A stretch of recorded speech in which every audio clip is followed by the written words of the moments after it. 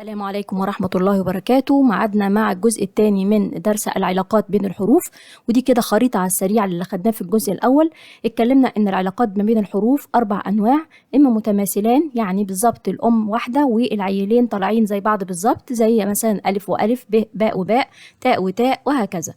أما المتجانسان إن الأم بتكون واحدة لكن العيال طالعين مختلفين عن بعض لكن من أم واحدة، يعني مثلا زي عندنا في الشفتين الباء والواو والميم دول مع بعض في نقطة واحدة، فلما أقول علاقة ما بين الباء والواو تبقى دي علاقة إيه؟ متجانسان. طيب العلاقة اللي بعد كده اللي هي متقاربان، يعني طالعين من نقطة والنقطة اللي بعدها طالع منها حرف تاني، يعني لازم يكونوا جيران. يعني مثلا لو قلت العلاقة في الشفتين برضو ما بين الباء وما بين الفاء يبقى دي علاقة ايه؟ علاقة تقارب. تقارب ليه؟ لان هو جيرانهم.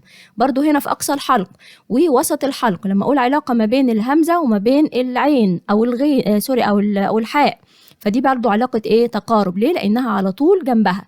اما المتباعدان لا، ده في مخرج ما بين الاتنين، يعني مثلا الهمزة في اقصى الحلق وادنى الحلق مثلا الغين والخاء، يبقى دي علاقة ايه؟ تباعد.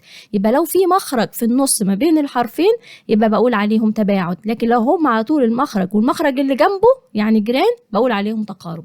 واتكلمنا كمان على الصفة بتاعة العلاقة دي، اما يكون صغير، ودي هتبقى كلامنا كله النهارده ان شاء الله عليها، لان هي دي اللي هتفرق معانا في القرايه.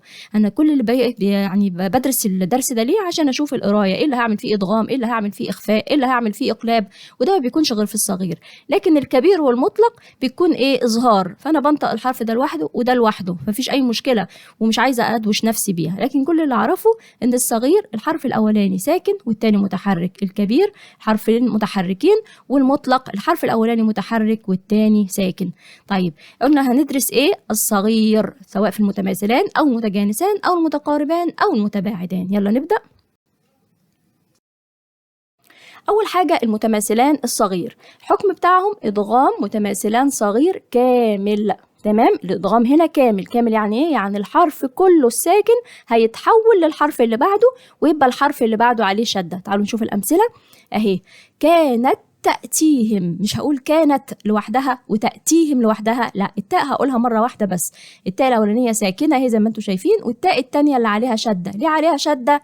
علشان أنا دخلت فيها التاء الأولانية، يبقى هنطقها كحرف واحد مشدد. هقول ايه؟ كانت تأتيهم. طيب هنا برضو يدرككم، يدرككم، مش هقول يدرككم الموت، لا، هقول ايه؟ يدرككم. فهنا عندنا الحرفين هما نفسهم، واحد الاولاني ساكن والتاني متحرك يعني صغير، فهعمل ادغام كامل. طيب اذهب بكتابي، برضو هنا يكرههن، ادي برضو هنا هنطق ه واحدة مشددة. فلا يسرف في القتل.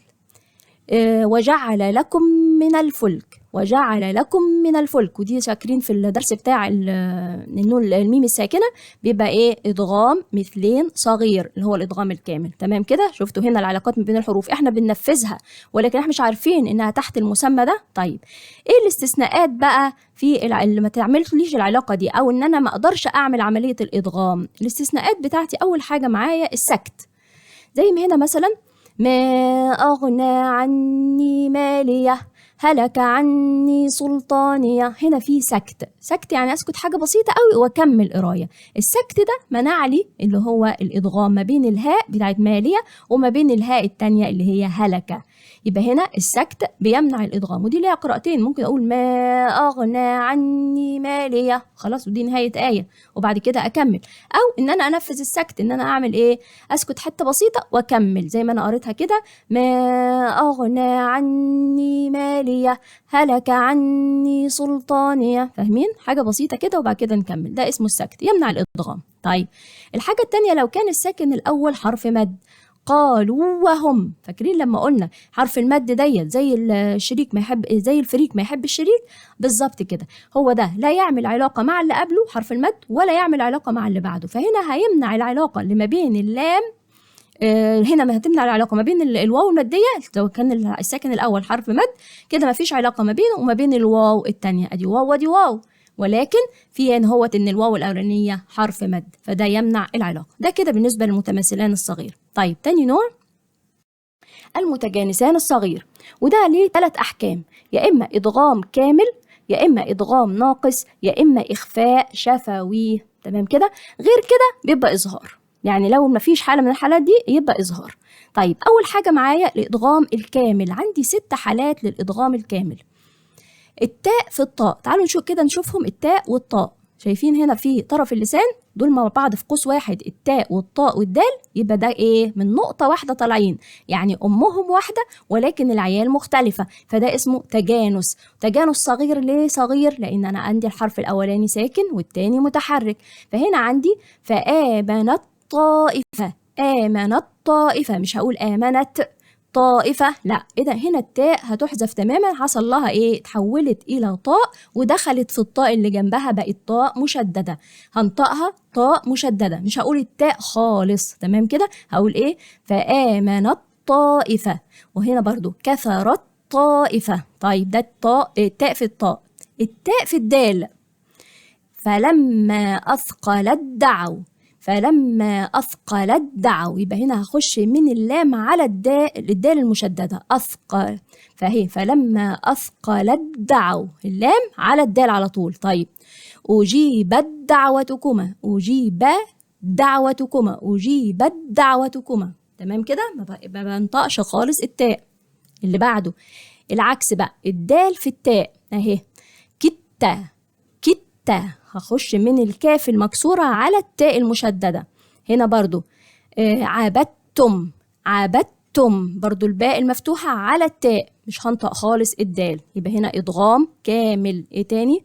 الذال في الظاء، وبرضو هنا عندي لو تشوفوا في طرف اللسان عندي الثاء والظاء والذال دول طالعين من أم واحدة، نقطة واحدة، فإذا أي حرفين منهم العلاقة بينهم إيه؟ تجانس. وصغير ليه؟ إن الحرف الأولاني ساكن والتاني متحرك. هنا برضو إذ ظلمتم، إذ ظلمتم، هخش من الهمزة المكسورة على الظاء على طول، فبقت الظاء مشددة عشان الذال تحولت لظاء. طيب إذ ظلموا، إذ ظلموا، إدغام كامل. طيب الثاء في الذال أهي، يلهث ذلك، يلهث ذلك، مش هقول يلهث، مش هقول الثاء، هقول على طول الذال المشددة. طيب الباء في الميم، هنا اركم معنا، وكان في معزل يا بني اركم معنا، دخلت على ايه؟ الميم المشددة. ده الإدغام الكامل.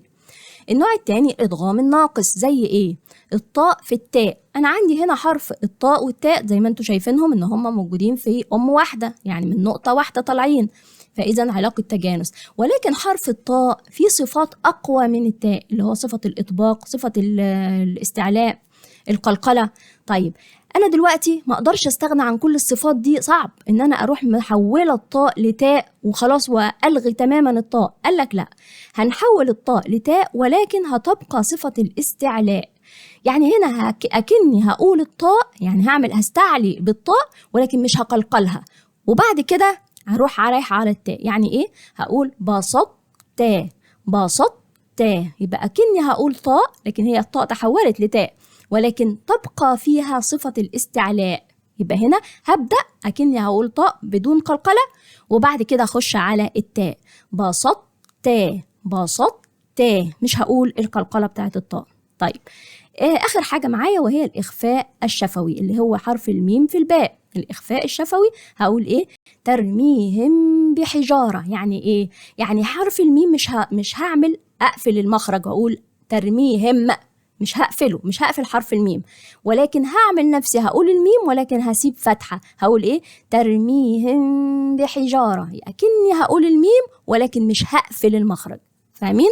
هقراها تاني، ترميهم بحجارة، مش هقفل شفايفي، مش هقفل شفايفي وأنا بجيب الميم وأخش على الباء. ده اسمه الإخفاء الشفوي. وقلنا ليه شفوي؟ لأن مخرج الميم هي الشفة، فقلنا على الإخفاء بتاعها إخفاء شفوي. طيب النوع اللي بعد كده المتقاربان الصغير. ايه الاحكام بتاعتها؟ يا اما هعمل ادغام يا اما اعمل اخفاء يا اما هعمل اقلاب، غير كده هيبقى اظهار. طيب ادغام، انا على فكره ده كل الاحكام بقى اللي خدناها تندرج تحت النوع ده من العلاقات. بصوا كده معايا، النون الساكنة والتنوين. النون الساكنة والتنوين احنا كنا بنقول في الإدغام بيجي بعديها حرف من حروف يرملون. هنا بقى هقول يرملوا بس. ليه مش هقول النون؟ لأن ما ينفعش نون مع نون، يبقى أخش كده على إيه؟ متماثلين، مش هتبقى علاقة تقارب، هتبقى علاقة تماثل. فأنا هنا هعمل مع كل الحروف ما عدا النون، عشان كده بقول مع يرملوا. طب تعالوا نشوف الأمثلة اهي. وجوه يومئذ، هنا وجوه، هنا التنوين عبارة عن ايه؟ النون اهو. طيب هنا بعمل ايه بعديها؟ الياء، يبقى ده ادغام. ادغام ايه لو تفتكروا درس النون الساكنه والتنوين في الادغام؟ ادغام ناقص بغنه، يعني هخش على الياء واعمل ايه؟ غنه.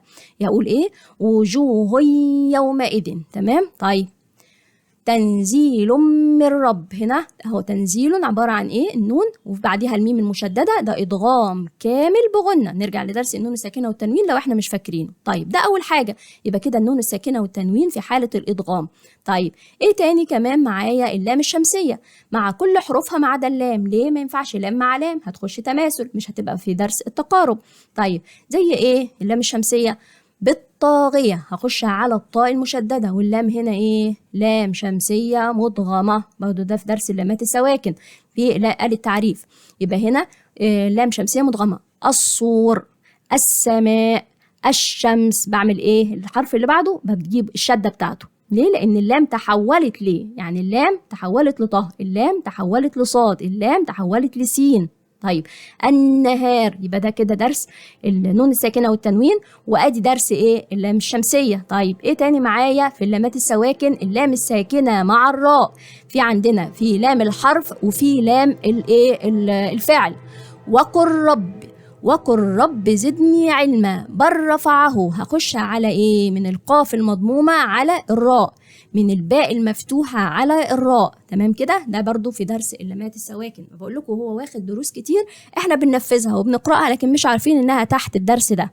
طيب آخر حاجة معايا في الإدغام في المتقاربان، إدغام القاف الساكنة مع الكاف، ودي بس في الكلمة دي نخلقكم. يا إما ليها طريقتين، إدغام كامل وده هو المقدم، يعني هخش من اللام المضمومة على الكاف المشددة وأقول نخلقكم، نخلقكم، لكم، لكم، اللام مضمومة على الكاف. أو إدغام ناقص زي ما حصل هنا هو، فاكرين في الطاء لما قلت لكم لا هنبقي صفة الاستعلاء ومش هنعمل قلقلة؟ هنا برضو هنعمل نفس القصة، القاف هنعمل لها صفة الاستعلاء وبعد كده هخش على الكاف. يعني هقول يعني أكني بالظبط هنطق القاف بس بدون قلقلة. يعني هقول إيه؟ نخلقكم، نخلقكم، نخلقكم، هعمل استعلاء أكني بقول القاف وبعد كده أخش على الكاف، لكن الأولى هلغي خالص القاف وهنا هخش على الكاف على طول، نخلقكم، نخلقكم. طيب بعد كده الإخفاء. الإخفاء بقى هو إيه؟ الإخفاء الحقيقي. فاكرين درس النون الساكنة والتنوين؟ قلنا في إدغام مع يرملون وفي إخفاء وفي إقلاب، أهو ده كله موجود في المتقاربان. هنا عندنا الإخفاء الحقيقي بس ما عدا مع القاف والكاف. ليه؟ لأن النون مع القاف، تعالوا كده بصوا نشوف النون مخرجها فين؟ طرف اللسان، والقاف مخرجها فين؟ أقصى اللسان. طب ما بين النون وما بين القاف إيه؟ مش تقارب، تباعد. ليه؟ لأن أنا عندي وسط اللسان مخرج أهو في النص، وقلنا ما ينفعش يبقى فيه مخرج في النص في حالة التقارب، يبقى ده هيخش على تباعد، هدرسه دلوقتي في المتباعدان. وبرضو نفس القصة الكاف في مخرج في النص اللي هو وسط اللسان. طب تعالوا نشوف المثال. كنتم، كنتم، برضو هنا مش هعمل المخرج بتاع النون، مش هقول كنتم كن واقفل كده المخرج، لا هعمل اكني هعمل النون ولكني مش هقفل المخرج. هقول ايه؟ كنتم، كنتم. تمام كده؟ ده اسمه الإخفاء. طيب يبقى خدنا الدرس بتاع النون الساكنة والتنوين، خدنا منه الإدغام، خدنا منه الإخفاء، بعد كده الإقلاب اللي هو النون مع الباء. كل ده كان في درس النون الساكنة والتنوين. النون مع الباء هقول ايه؟ هيتحصل اقلاب للنون تبقى ميم، لا ينبذن، هنا النون تحولت الى ميم وعملت بعد كده الباء، لا ينبذن، ده كده الاقلاب. طب انا كده في درس النون الساكنه والتنوين اخدنا اتكلمنا عن الادغام واتكلمنا عن الاخفاء واتكلمنا عن الاقلاب، كلهم بيندرجوا تحت درس المتقاربان. امال فين الاظهار؟ فين الاظهار بتاع النون الساكنه والتنوين؟ هيجي لنا دلوقتي في المتباعدان. تعالوا كده نكمل. آخر حاجة معايا المتباعدان الصغير. طيب ده ايه حكمه؟ فاكرين قلنا مع القاف والكاف اهم الإخفاء في النون الساكنة والتنوين مع القاف والكاف اللي احنا استثنيناهم في المتقاربان. طيب تعالوا نشوف كده المثال اهو. من قبل، من قبل برضو هعمل ان انا هنطق النون ولكن هخش على القاف، مش هقفل المخرج وبعد كده اخش على القاف. هقول ايه؟ من قبل. طيب مع الكاف بقى ان كان، قل إن كان. تمام كده؟ طيب نيجي بعد كده نشوف. قلنا هناخد الإظهار هنا، الإظهار الحلقي اللي هو في درس النون الساكنة والتنوين. احنا خدنا النون الساكنة والتنوين إدغام والإخفاء بتاعها والإقلاب بتاعها كلهم كانوا تبع المتقاربان، ما عدا الإظهار ده بيبقى تبع درس المتباعدان اللي هو الإظهار الحلقي مع همز هاء عين حاء غين خاء اللي هي حروف الحلق. هنشوف الأمثلة. وجنات ألفافا. تمام، ادي هنا النون مع الهمزة. طيب منه لا يملكون، منه إظهار حلقي اهو مع الهاء.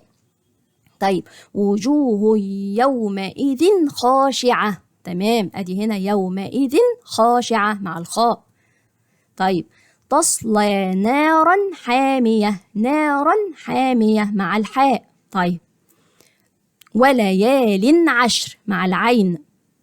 فأما من أعطى مع الهمزة.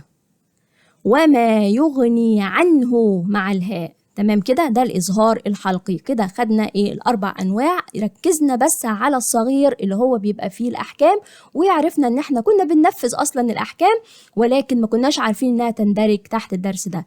الحلقة الجاية بإذن الله هناخد مجموعة من الأسئلة وكل واحد يختبر فهمه. والسلام عليكم ورحمة الله وبركاته.